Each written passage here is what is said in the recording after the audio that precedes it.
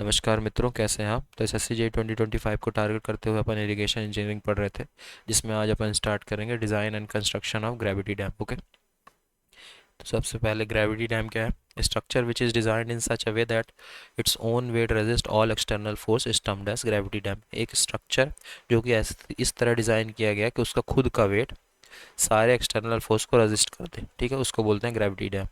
It may be constructed for of masonry और concrete. ये masonry से बना हो सकता है या कि कंक्रीट से बना सकते हैं इसको, ठीक है। अब देखते हैं ग्रेविटी डैम पे कौन कौन से फोर्सेस लगते हैं। Forces acting on gravity dam, ठीक है। सबसे पहले वाटर प्रेशर फोर्स जो कि H/3 बेस से H/3 पे लगता है, ठीक है। इधर वाटर का प्रेशर, यहाँ तक वाटर है, इसमें पूरा पानी है। कितना प्रेशर लगेगा, ये लगेगा बेस से H/3 पे, ठीक है। तो कितना प्रेशर लगेगा, half into gamma W H square, ठीक है। प्रेशर लगेगा half gamma W H square, ठीक है। एच है हाइट ऑफ वाटर लेवल, ठीक है। ये कितना होगा, gamma W into H, this, ठीक है, जीरो। फिर आता है self weight. This one is self wait. Self weight क्या है, total weight of dam acts vertically downward direction and passes through centre of gravity, ठीक है। सेल्फ वेट है कि टोटल वेट की टोटल वेट जो डैम का टोटल वेट जो कि वर्टिकली डाउनवर्ड लग रहा है और सेंटर ऑफ ग्रेविटी से पास हो रहा है, वही सेल्फ वेट, ठीक है। Major resisting force for gravity dam is self weight of the dam. जो ग्रेविटी डैम का मेजर रेजिस्टिंग फोर्स होता है वो कौन, क्या, सेल्फ वेट ही डैम का होता है, ठीक है। या unit weight of concrete into volume of dam body per unit length, ठीक है। ये हो जाएगा सेल्फ वेट ऑफ डैम, ठीक है। अब कुछ नोट देख लेते हैं। Vertical component of earthquake wave which produce adverse effect on the stability of dam when in acting in downward direction, ठीक है। जो वर्टिकल कंपोनेंट होता है, vertical component of earthquake wave which produce adverse effect on the stability of dam when it is acting in downward direction, that is the produce adverse effect on stability of dam when it। अब बात करते हैं uplift pressure की। I don't know, यहाँ पे कुछ लिखने पे इसमें मिस्टेक है, ठीक है, नोट में। बात करते हैं अपलिफ्ट प्रेशर की। Uplift pressure is considered in the analysis of gravity dam in all situation wearing water in the reservoir, ठीक है। अपलिफ्ट प्रेशर को ग्रेविटी डैम के एनालिसिस में कंसीडर किया जाता है हर सिचुएशन में जिसमें वाटर की डेप्थ वेरी करती रहती है, ठीक है। All situation varying water in the reservoir. Uplift matter suggested by USBR ने अपलिफ्ट प्रेशर के बारे में चीज़ें सजेस्ट की थी, ठीक है। It is assume that uplift pressure does not affected by earthquake force. ये अज्यूम किया जाता है कि अपलिफ्ट प्रेशर जो है वो अर्थक्वेक फोर्स की वजह से अफेक्ट नहीं होगा, ठीक है।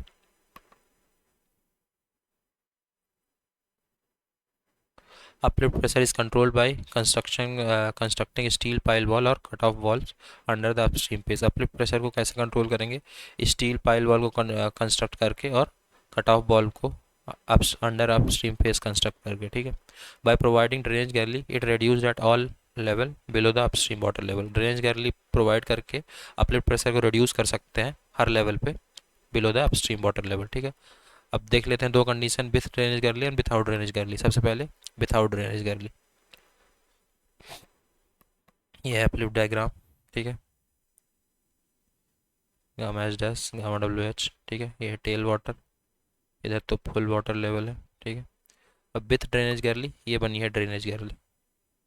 इससे अपलिफ्ट प्रेशर का इफेक्ट थोड़ा सा रिड्यूस हो जाता है, ठीक है, हर लेवल पे। दिस, ये ड्रेनेज गैली की वजह से।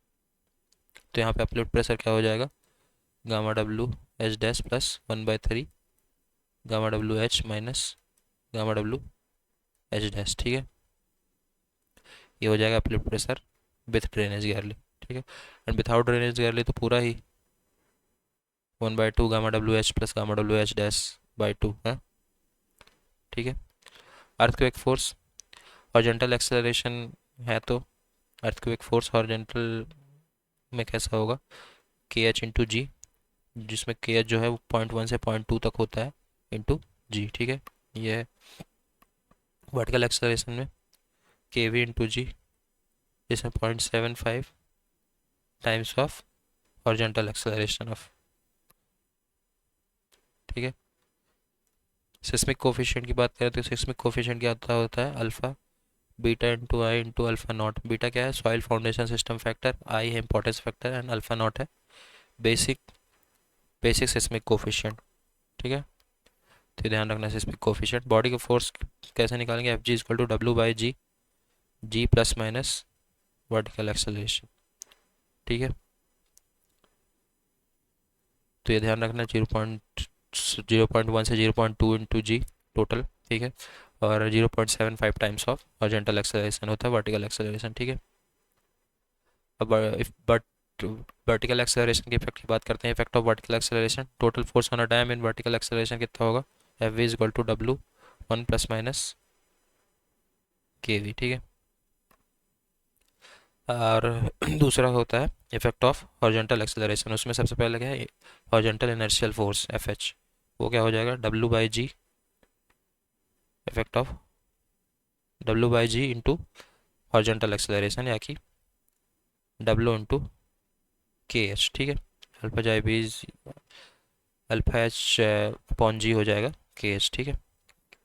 कैसे, क्योंकि ये जो अल्फा एच था वो के एच इंटू जी था, ठीक है। तो इस तरह के एच आ जाएगा, ठीक है। फिर आता है हाइड्रोडायनेमिक प्रेशर।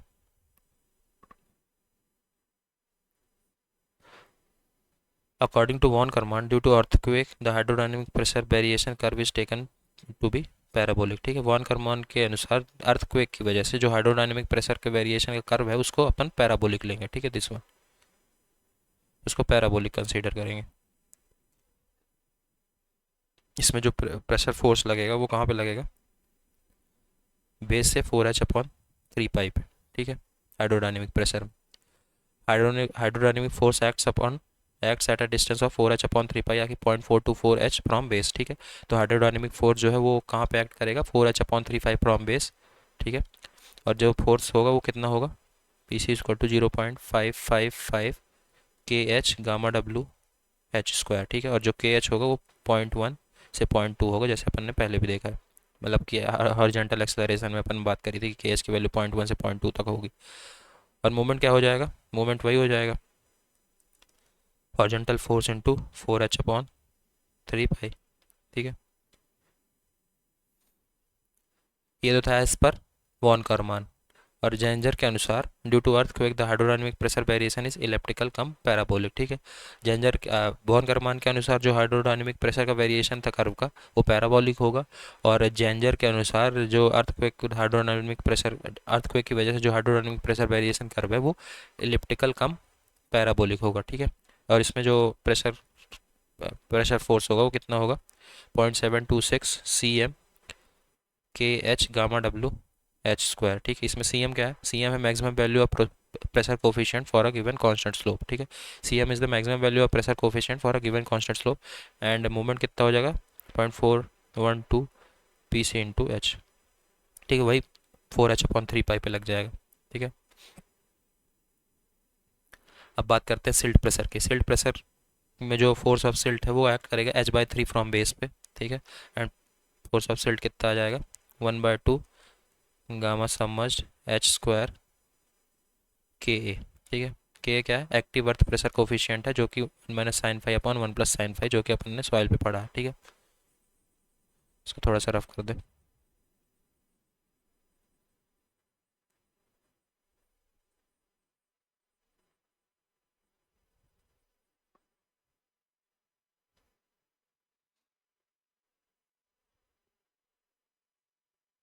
एक सेकेंड,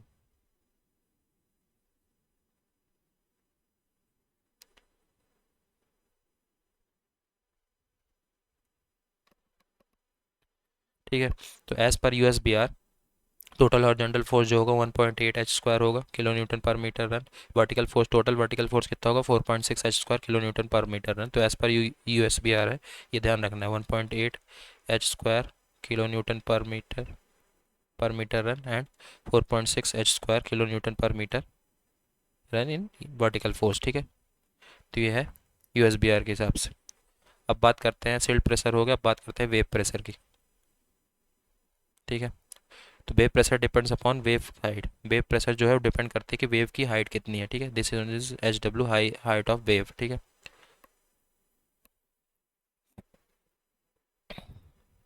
यहाँ से यहाँ तक कितना है, 5/3 ऑफ हाइट ऑफ वेव, यहाँ से 2/3 ऑफ हाइट वेव, ठीक है। This one is height of wave by 3, ठीक है। And this is 3/8 of height of wave, ठीक है। तो थोड़ा रफ कर दें।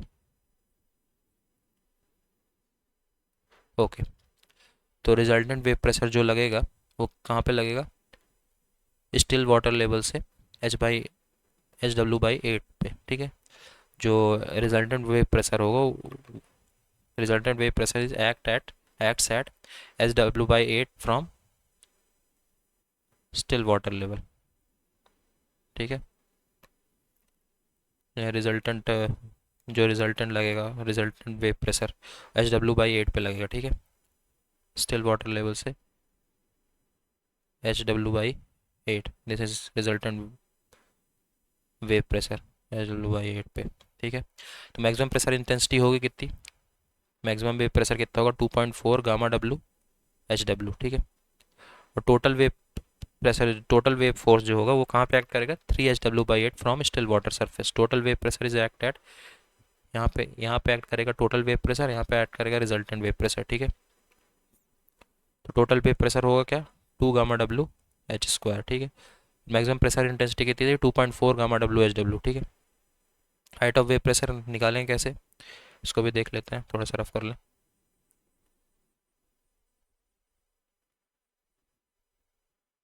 एक सेकेंड।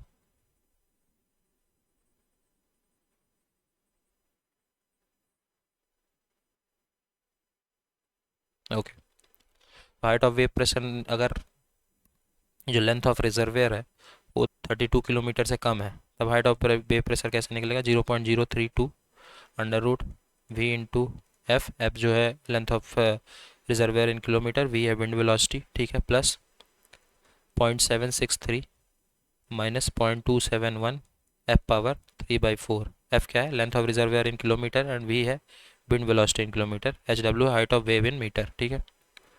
अगर एफ जो है 32 किलोमीटर से ज़्यादा होता है तब एच डब्ल्यू क्या होगा, 0.032 under root V into F, ठीक है। वी है वेलोसिटी ऑफ, वी है wind velocity in kilometre per hour, and F क्या है, एफ है length of reservoir in kilometre, ठीक है। एक सेकंड, थोड़ा सा रफ कर दूँ। ओके, अब बात करते हैं आइस प्रेशर की।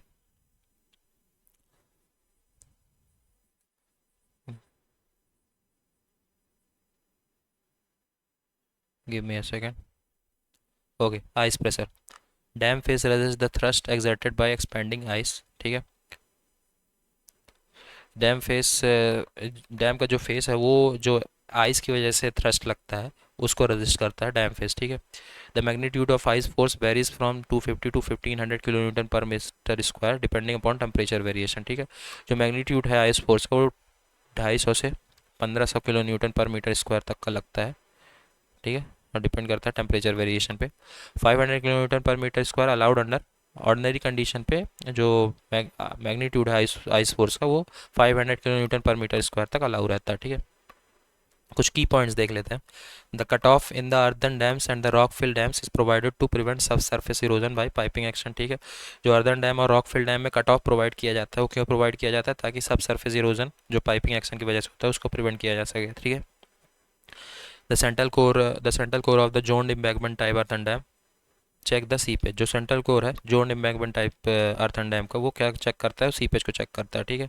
The Indian standard core provide guidance for सब surface exploration for earth and rock fill dam, IS 6955 क्या गाइड किस पे गाइडेंस, IS 6955 2008 गाइडेंस प्रोवाइड करता है फॉर सब surface exploration for earth and rock fill dams के लिए, ठीक है। When the reservoir is full the maximum compressive force in gravity dam is produce at the toe. जब रिजर्वेयर फुल होता है तब जो maximum compressive force gravity dam पे लगता है वो टो पे लगता है, ठीक है।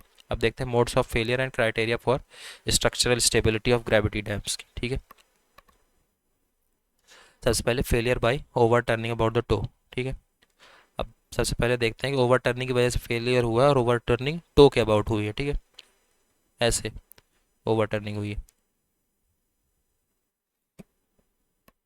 ओके, तो जो यहाँ पे फैक्टर ऑफ सेफ्टी निकल के आएगी वो क्या निकल के आएगी, restoring movement upon overturning movement and it should be greater than 1.5। ठीक है, ये ध्यान रखना है। Factor of safety is equal to ratio of restoring movement upon overturning movement and it should be greater than 1.5।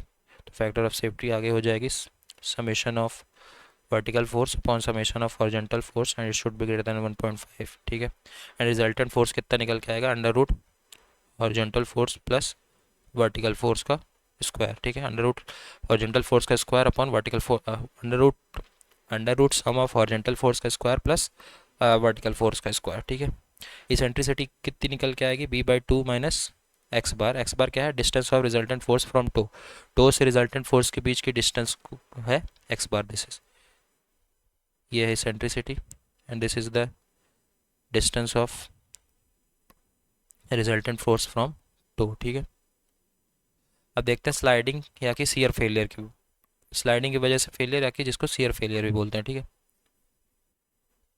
Okay, failure due to sliding oblique shear failure. ठीक है, तो when net horizontal force at the base of the dam exceed the frictional resistance develop at the level. ठीक है, तब sliding failure या कि shear failure होता है जब नेट हॉरिजॉन्टल फोर्स जो बेस डैम पे लगता है वो फ्रिक्शनल रेजिस्टेंस से ज़्यादा हो जाता है, तो स्लाइडिंग फेलियर हो जाता है। जैसे ये नेट एक्सटर्नल फोर्स लगा, नेट हॉरिजॉन्टल एक्सटर्नल फोर्स, जो develop friction force mu sigma F B से ज़्यादा हो गया, तब स्लाइडिंग फेलियर हो जाएगी। ठीक है,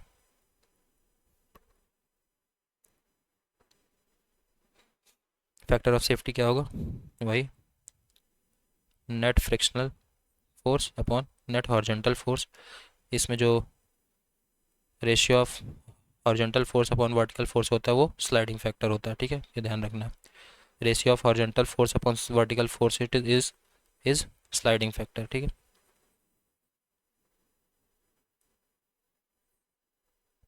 ओके, तो एफ एस क्या हो जाएगा, mu upon sliding factor, factor of safety हो जाएगा mu of upon sliding factor. ये किस केस में होगा, ये होगा फेलियर ड्यू टू सिल्ट, मतलब फेलियर ड्यू टू स्लाइडिंग या कि शियर फेलियर के केस में। ठीक है, mu upon sliding failure and factor of safety greater than 1, और ओवर टर्निंग के केस में फैक्टर ऑफ सेफ्टी 1.5 से ज़्यादा होनी चाहिए। ठीक है, अब कुछ केसेस देख लेते हैं। If shear resistance is also accounted then factor of safety is called shear frictional factor. ठीक है, अगर शियर रेजिस्टेंस को भी अकाउंट कर ले तो जो फैक्टर ऑफ सेफ्टी है उसको क्या बोलेंगे, शियर फ्रिक्शनल फैक्टर। ठीक है, तो शियर फ्रिक्शनल फैक्टर कैसे निकलेगा, पहले फैक्टर ऑफ सेफ्टी क्या थी, जितना रिजल्टेंट फोर्स लग रहा था mu mu into sigma F B upon sigma F H.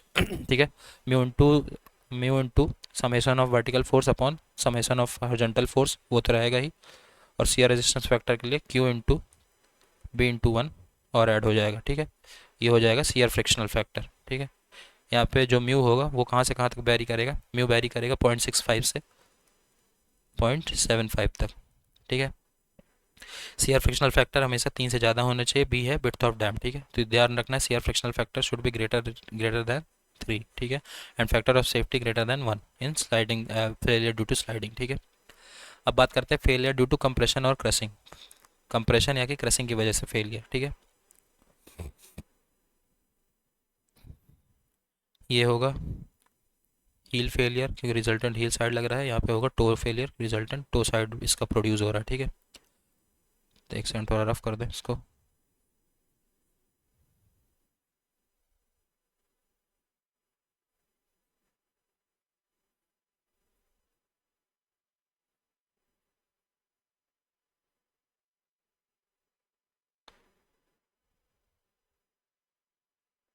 Okay, तो जो जब टो फेलियर होगा तब सिग्मा मैक्स कितना होगा, sigma F B upon B two 1 plus 6 E/B। ठीक है, ये होगा जब टो फेलियर होगा। जब हील फेलियर होगा तब मिनिमम स्ट्रेस लगेगा, कितना होगा, sigma F B upon B into 1 minus 6 E/B। ठीक है, तो ये ध्यान रखना है। ठीक है, कि टो फेलियर होगा तो सिग्मा मैक्स कितना होगा, मतलब सिग्मा कितना होगा टो फेलियर में, मैक्सिमम होगा, और हील फेलियर में जो सिग्मा होगा मिनिमम होगा। ठीक है, एक second, look here, in toe failure sigma is maximum, in heel failure sigma is minimum, ठीक है। Here okay okay. अगर कोई फेलियर कंडीशन नहीं है, जो सिग्मा मैक्स है वो छोटा होना चाहिए क्रशिंग डिस्टेंस से, ठीक है, लेस और इक्वल टू, छोटा या कि बराबर होना चाहिए क्रशिंग डिस्टेंस से, ठीक है। फॉर नो फेलियर, अगर कोई फेलियर ना हो तो sigma max should be less और इक्वल टू क्रशिंग स्ट्रेंथ, ठीक है। अब कुछ केसेस देख लेते हैं। Case one, when shear stress also act on horizontal plane, जब शियर स्ट्रेस भी लग रहा हो हॉरिजॉन्टल प्लेन पे, तब क्या होगा वो देख लेते हैं।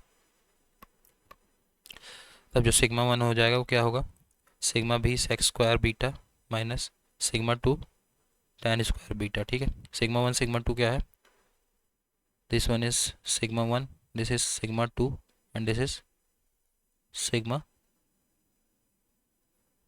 सिग्मा वी है शायद, सिग्मा वी है, ठीक है।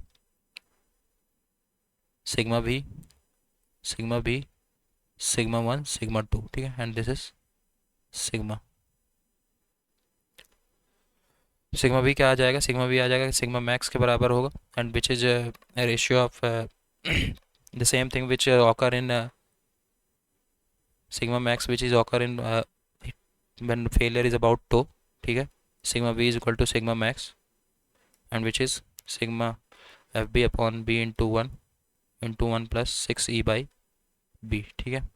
अल्फा क्या है, angle of down stream surface with vertical, ठीक है। अल्फा एंगल है डाउन स्ट्रीम सरफेस का वर्टिकल के साथ। अगर फेलियर नहीं, अगर कोई फेलियर कंडीशन ना हो तब सिग्मा वन जो है वो क्रशिंग स्ट्रेंथ ऑफ कंक्रीट से छोटा या कि इक्वल होना चाहिए, ठीक है। मैग्नीट्यूड ऑफ शियर स्ट्रेस निकाले तो कितना आएगा, sigma B minus sigma two into tan beta, ठीक है। सिग्मा बी क्या है, vertical direct stress, sigma two है इंटेंसिटी ऑफ वाटर प्रेशर, ठीक है। टाउ है magnitude of shear stress on horizontal plane near the toe, ठीक है। शियर स्ट्रेस का मैग्नीट्यूड हॉरिजॉन्टल प्लेन में टो के पास, ठीक है, टाउ है। टाउ हो जाएगा sigma B minus sigma two into tan beta, ठीक है।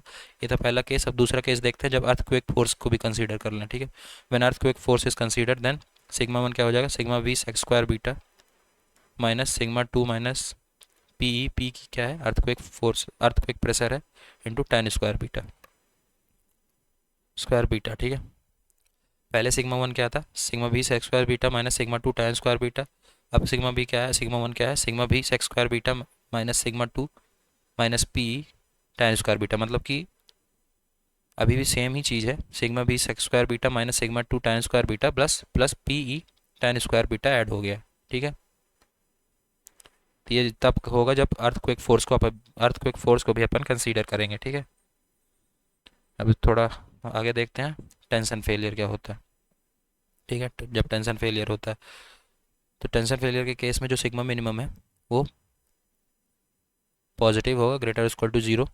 तो जब सिग्मा मिनिमम पॉजिटिव होगा तो इसका मतलब क्या है, सिग्मा मिनिमम था क्या, sigma summation of F B upon B into one one minus six C by B, it is greater equal to zero, ठीक है। तो this gonna be zero, one minus six C by B is equal to one greater equal to six E by B हो जाएगा, और ई जो हो जाएगा वो क्या हो जाएगा, हो जाएगा लेस और equal to b by six, ठीक है। तो so e is equal to, e is less और equal to b by six, ठीक है। हाइट ऑफ ग्रेविटी डैम की बात करते हैं तो कितना होता है हाइट ऑफ ग्रेविटी डैम, वो देख लेते हैं। बस गिव मी वन सेकेंड, इसको थोड़ा रफ कर दूँ। ओके ओके, तो हाइट ऑफ ग्रेविटी डैम निकालेंगे तो वो आ जाएगा एफ अपॉन डब्लू रो प्लस वन, ठीक है। Maximum permissible tensile stress for high concrete gravity dams under worst leading में भी 500 किलो न्यूटन पर मीटर स्क्वायर होगा मैक्सिमम टेंसाइल स्ट्रेस, ठीक है, for high concrete gravity dams under worst leading, ठीक है। कुछ की पॉइंट्स हैं उनकी बात कर लेते हैं। A dam reservoir not provided with gate controls on its spillway and other slice is called restarting basin, ठीक है। रिस्टार्टिंग बेसिन क्या है, retarding basin is a dam reservoir not provided with gate controls जिसमें provided नहीं किए जाते on its spillway and other sluice, उसको बोलते हैं रिटार्डिंग बेसिन, ठीक है।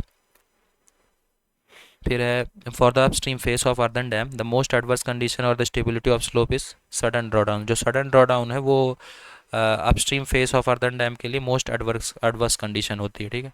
अब बात करते हैं एलिमेंट्री प्रोफाइल की ग्रेविटी डैम की, elementary profile of gravity dam, ठीक है। एक सेकेंड, सब रफ कर दो।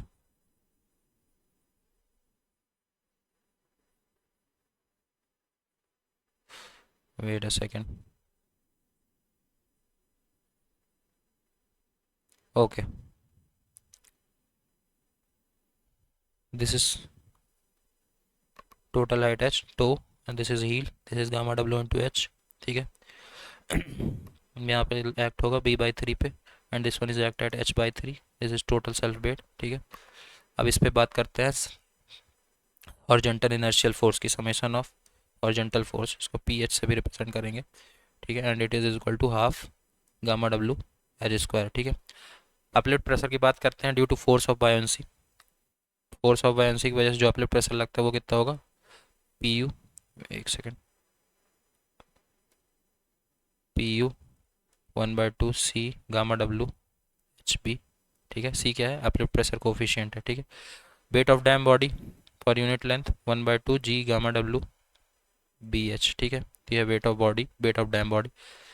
Minimum base width, no tension criteria के लिए जो मिनिमम बेस विड्थ रिक्वायर्ड होगी कितना होगी, एच अपॉन अंडर रूट जी माइनस सी, ठीक है। Minimum base width for no sliding criteria के लिए मिनिमम बेस विड्थ कितनी रिक्वायर्ड होगी, B dash greater than H upon mu जी माइनस सी, ठीक है। जी क्या है, स्पेसिफिक ग्रेविटी ऑफ कंक्रीट है, that is that of the material of the dam. G है स्पेसिफिक ग्रेविटी ऑफ कंक्रीट, ठीक है।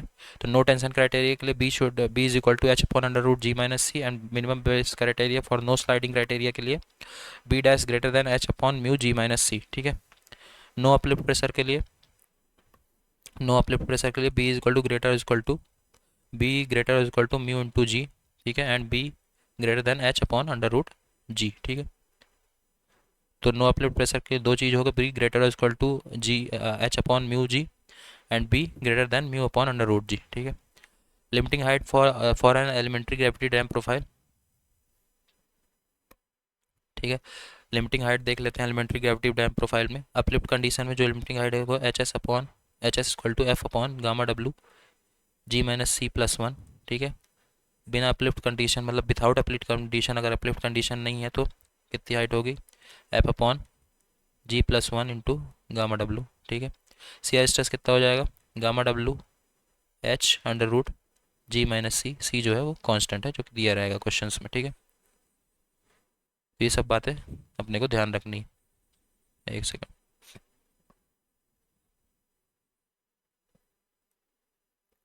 ओके। अब कुछ नोट है उसकी बात कर लेते हैं। It is the theoretical shape of gravity dam cross section when it is subjected to self weight water pressure and uplift pressure, ठीक है। एलिमेंट्री प्रोफाइल क्या है, एक थ्योरेटिकल शेप है ग्रेविटी डैम का, ग्रेविटी डैम क्रॉस सेक्शन का, जब उस पर सेल्फ वेट वाटर प्रेशर और अपलिफ्ट प्रेशर लगेगा। Most suitable section for theoretical profile is right angle triangle, जो है मोस्ट सुटेबल थ्योरेटिकल प्रोफाइल होती है। Base width of elementary profile for no tension criteria for neglecting uplift pressure is 65% of dam height. जो base width होता है elementary profile का, किस criteria में, नो टेंशन क्राइटेरिया और अपलिफ्ट प्रेशर को अगर नेग्लेक्ट कर दिया जाए तो 2/3% होता है, 65% ऑफ डैम हाइट का होता है, ठीक है। अब कुछ की पॉइंट्स देख लेते हैं। A minimum factor of safety against piping due to seepage through the soil is usually taken as 6, ठीक है। जो minimum factor of safety piping के अगेंस्ट जो सीपेज की वजह से होता है उसको कितना लेते हैं, 6 लेते हैं। The degree of freedom in alluvial manmade channel, alluvial manmade channel में जो डिग्री ऑफ फ्रीडम होता है वो कितना होती है, 4 होती है। In the empty condition of reservoir and with the elementary profile of dam, the vertical stress at heel and toe respectively are given 2W/B। ये वर्टिकल स्ट्रेस होगा हील पे एंड 0 होगा टो पे, ठीक है। The cut off trench of in earthen dam is provided to reduce seepage through the foundation. जो cut off trench provide की जाता है अर्थन डैम पे वो सीपेज को रिड्यूस करने के लिए प्रोवाइड किया जाता है थ्रू द फाउंडेशन, ठीक है। अब बात करते हैं अर्दन डैम की। अभी तक बात हो रही थी ग्रेविटी डैम की, अब बात करते हैं अर्दन डैम की। It is a cheaper and non rigid dam constructed where the foundation are weak to support the masonry dam. ये चीपर और नॉन रिजिड डैम होता है, ठीक है। वहाँ कंस्ट्रक्ट किया जाता है जहाँ फाउंडेशन वीक होता है to support masonry dam. ठीक है. Earthen dam failures are due to 40% hydraulic failures, 30% of due to seepage failure and 20% due to structure failure. earthen dam failure जो होता है वो 40% hydraulic failure की वजह से होता है, 33% seepage failure की वजह से होता है और 25% due to structure failure. ठीक है. बात करते हैं कॉज ऑफ फेलियर की. सबसे पहला फेलियर क्या होता है? Hydraulic failure. This type of failure occur due to wave erosion, toe erosion, over topping and gulling. ठीक है. हाइड्रोलिक फेलियर किसकी वजह से होता है? वेव इरोजन की वजह से होता है, toe erosion, over topping and gulling की वजह से होता है. सीपेज फेलियर किस वजह से होता है?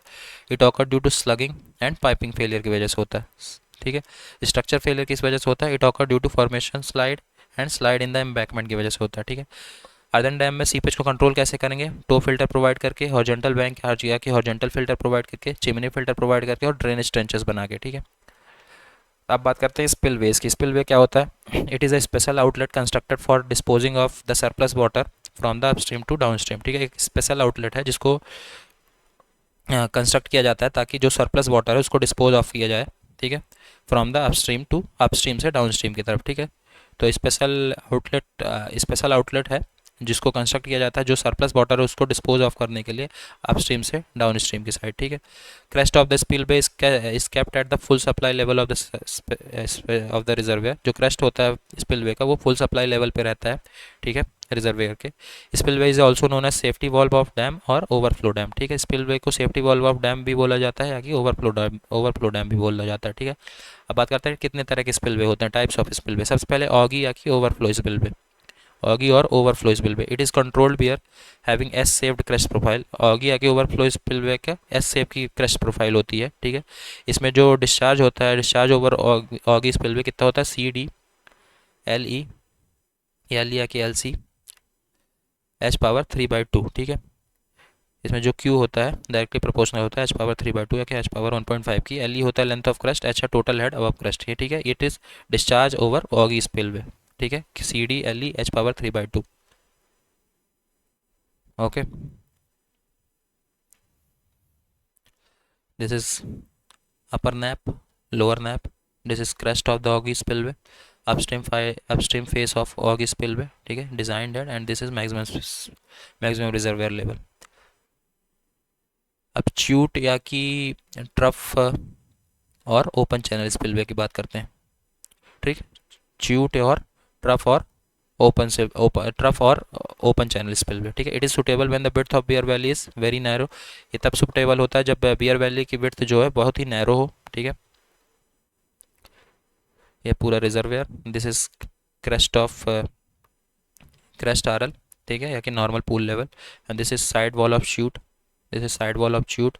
This is side wall and this is steeply sloping chute या कि ट्रफ. ठीक है. यह है RL of down stream river channel. ठीक है. Simplified sketch of chute spillway. Head loss कितना होता है due to friction? SF into L. SF क्या है? Mean energy slope between 2 points and which is N²V² L/R⁴/3. It is head loss due to friction. N है Manning coefficient, R है hydraulic mean depth, L है length of channel. ठीक है. अब बात करते हैं स्ट्रेट ड्रॉप स्पिलवे की या कि overfall spillway. It is suitable for small बंड्स और थिन आर्क डैम के लिए सुटेबल होता है. स्मॉल बंड या कि थिन आर्क डैम के लिए सुटेबल होता है. This is top of spillway crest. This is free overfall under gravity. They lip under side of the nipple to be ventilated. ठीक है.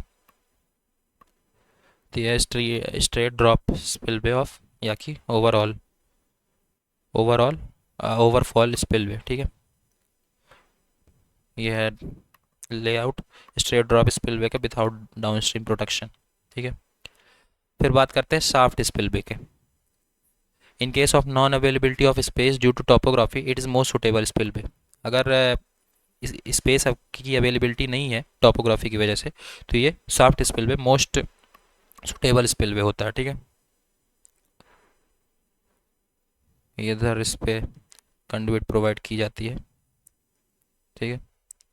फिर आता है siphon spillway. Siphon installed over on overflow spillway will increase its effectiveness. Siphon को overflow spillway में install किया जाता है जिसकी वजह से उसकी इफेक्टिवनेस को बढ़ा देता है. इसमें जो डिस्चार्ज होगा साइफन स्पिलवे में कितना होगा? CD/A/2GH. ठीक है. जो CD होगा वो 0.9 होगा तो 0.9A/2GH. ठीक है. H क्या है? H1 है इफेक्टिव हेड. √2G H1 है इफेक्टिव हेड. ठीक है.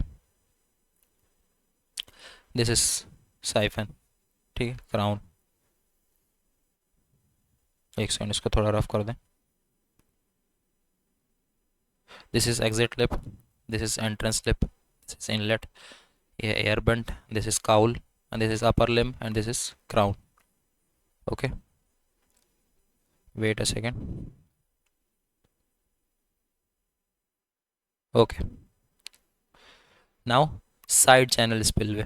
साइड चैनल स्पिलवे क्या होता है? Water flowing over a crest enters a side channel which is nearly parallel to the crest. ठीक है, वाटर क्रस्ट पे फ्लो करता है और इंटर करता है साइड चैनल से, जो कि नियरली पैरेलल होता है क्रस्ट के। ठीक है, this is side channel which is nearly parallel to crust, side channel. ठीक है, this is च्यूट, this is Stilling basin, this is spillway और बियर। ठीक है,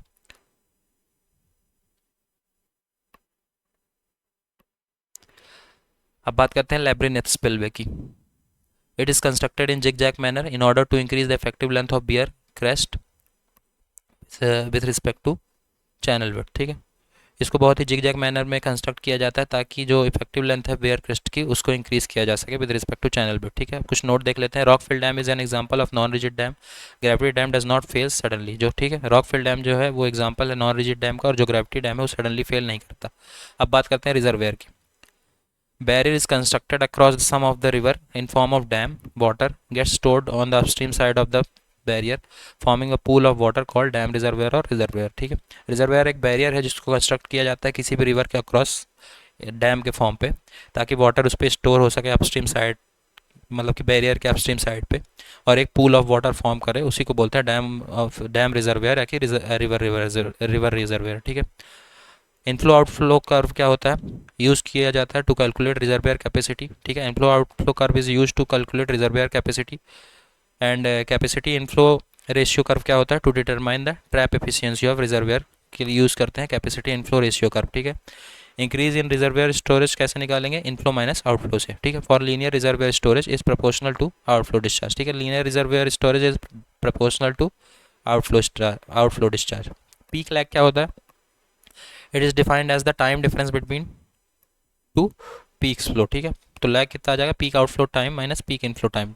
ठीक है, पीक लैग होता है पीक फ्लो के बीच का टाइम डिफरेंस। ठीक है, तो पीक इनफ्लो कितना कब किस टाइम पे हुआ माइनस, मतलब पीक इनफ्लो टाइम किस टाइम पे हुआ और पीक आउटफ्लो टाइम पे क्या हुआ, तो लैग कैसे निकालेंगे? Peak outflow time minus peak inflow time. ठीक है, फिर आता है स्टोरेज कैपेसिटी। स्टोरेज कैपेसिटी क्या है? Capacity of storage reservoir is determined based on the inflow to the reservoir. ठीक है, कैपेसिटी जो स्टोरेज रिजर्वेयर की है वो कैसे डिटरमाइन करेंगे? इनफ्लो ऑफ द रिजर्वेयर के बेसिस पे डिजाइन डिटरमाइन करेंगे capacity of the storage reservoir. ठीक है, mass curve method is most commonly use to determine capacity of reservoir. Mass curve method को मोस्ट कॉमनली अपन यूज करते हैं कैपेसिटी ऑफ रिजर्वेयर को डिटरमाइन करने के लिए। ठीक है, flood absorption capacity of reservoir is the storage between full supply level and mid water level, mean water level. ठीक है, तो flood absorption capacity of reservoir को flood absorption capacity of the reservoir of the storage between FSL and MWL। ठीक है, is the storage capacity. ठीक है, outflow it depends demand of the consumer और yield of the reservoir. ठीक है, outflow depend करता है कि कंज्यूमर की कितनी डिमांड है या कि और ईल्ड कितना हो रहा है रिजर्वेयर से। ठीक है, कुछ की पॉइंट्स देख लेते हैं। The ratio of rate of change of discharge in an irrigation outlet to the rate of change of discharge of the distributor is known as flexibility. Flexibility क्या होता है? It is the ratio of rate of change of discharge in an irrigation outlet to the ratio of change of discharge of the distributary. ठीक है, the blanket in the earthen dam is provided at the ground level on the upstream side. ठीक है, earthen dam पे blanket कहाँ पे provide किया जाता है? ग्राउंड लेवल पे अपस्ट्रीम साइड पे। ठीक है, Hasdeo Bango irrigation project of the Chhattisgarh state comes under major irrigation project. Hasdeo Bango irrigation project जो है छत्तीसगढ़ के, वो मेजर इरिगेशन प्रोजेक्ट के अंडर आता है। For wave action in dams the maximum height of the free board is generally taken as 1.5 HW। HW क्या है? Height of wave. ठीक है, wave action wave action in dams में जो maximum height of free board लेते हैं वो कितना लेते हैं? 1.5 times of height of wave. ठीक है, ओके, एक सेकेंड।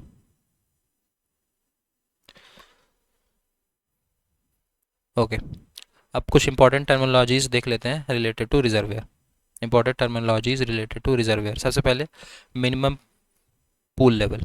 मिनिमम पूल लेवल, ठीक है, this is minimum pool level, ठीक है। It is lowest water surface elevation which has to be kept under normal operating condition in a reservoir is called minimum pool level. Minimum pool level को simple ध्यान रखना है कि it is lowest water surface elevation, ठीक है। Water can't be use in any purpose below this level, water इसके नीचे water नहीं यूज़ किया जा सकता किसी भी पर्पज़ के लिए, ठीक है। फिर आता है normal pool level, this is normal pool level या कि मैक्सिमम कंजर्वेशन लेवल भी बोलते हैं इसको, ठीक है। It is maximum level to which reservoir water surface will rise during normal operating condition or when the design flood passes over the spillway, ठीक है। ये मैक्सिमम लेवल है रिजर्वेयर का, मैक्सिमम लेवल है वाटर सरफेस का कब, जब reservoir water surface will rise during normal operating condition, ठीक है।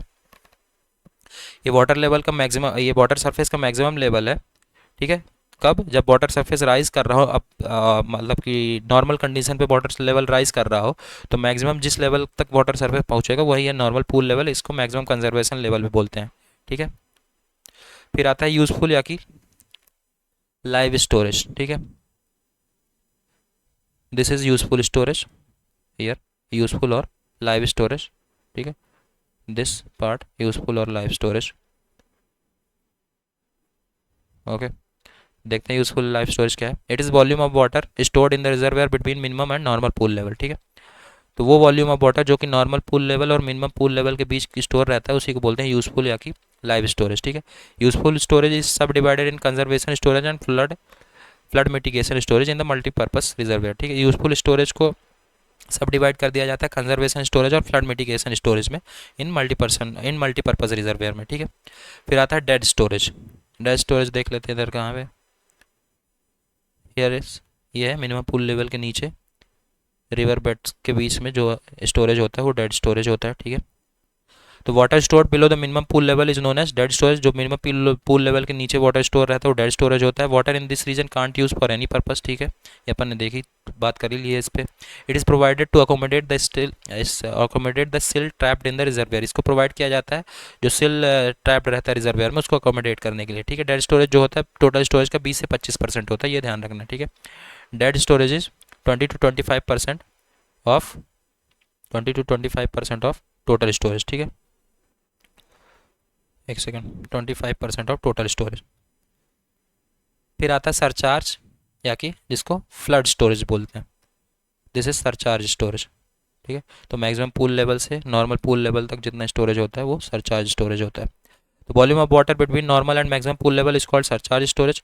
It is uncontrolled storage and can't be retain for later use, ठीक है।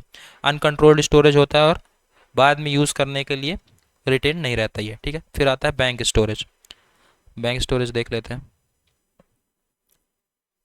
बैंक स्टोरेज इधर कहाँ पे शो किया गया है, एक second.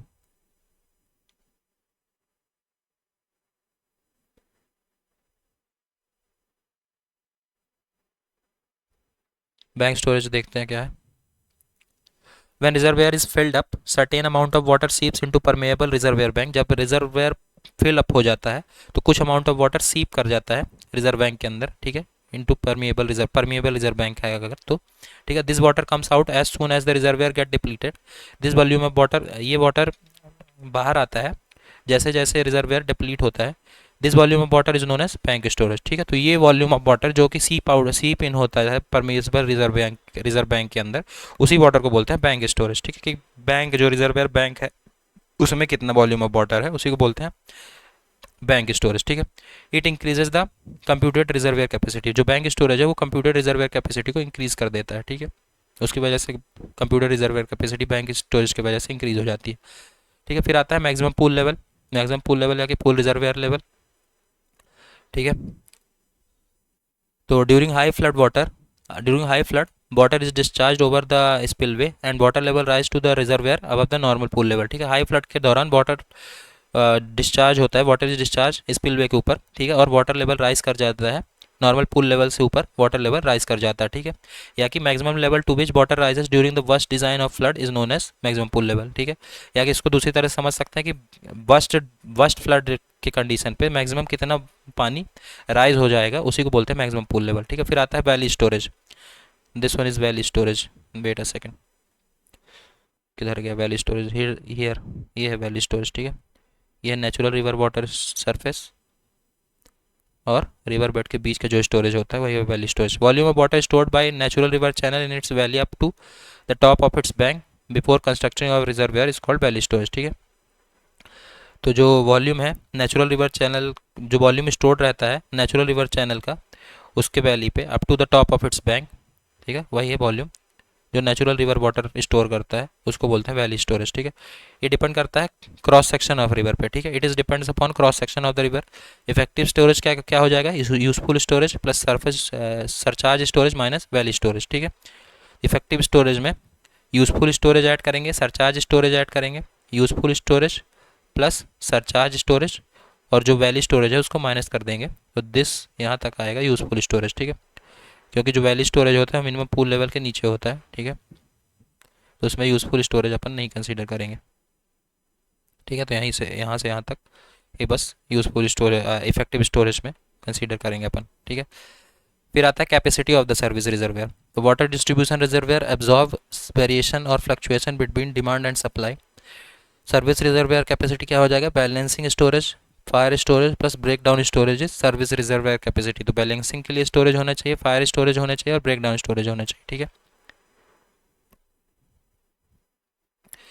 Balancing capacity storage P plus Q, P क्या है मैक्सिमम डेफिसिट, क्यू है maximum surplus, P plus Q this is balancing storage, ठीक है। तो मैक्सिमम डेफिसिट कितना है और मैक्सिमम सरप्लस कितना है, ठीक है। यह है graph cumulative demands and supply versus time graph, ठीक है। कुछ नोट है उनको देख लेते हैं।